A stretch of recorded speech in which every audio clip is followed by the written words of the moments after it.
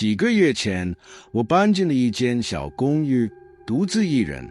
这里很安静，除了204号房的邻居，他是个年长的男人，总是很安静，但每晚他都会不停地咳嗽。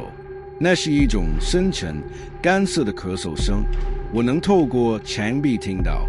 有一天晚上，咳嗽停止了，完全的寂静，我立刻察觉到了。几天过去了，然后异味开始出现，有人报警，急救人员赶来，他们发现他已经死了，尸体在床上腐烂了好几周。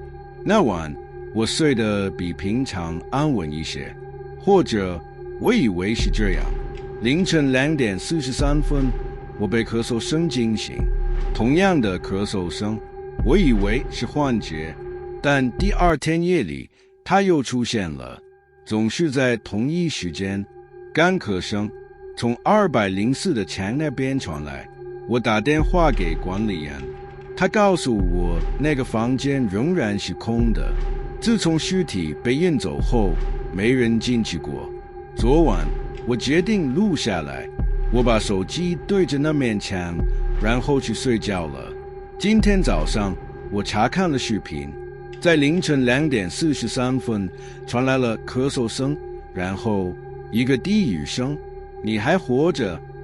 我已经不在家了，我现在在一家汽车旅馆录这段话，但刚刚我收到了一个邮件，一个音频文件，没有发件人，只有咳嗽声。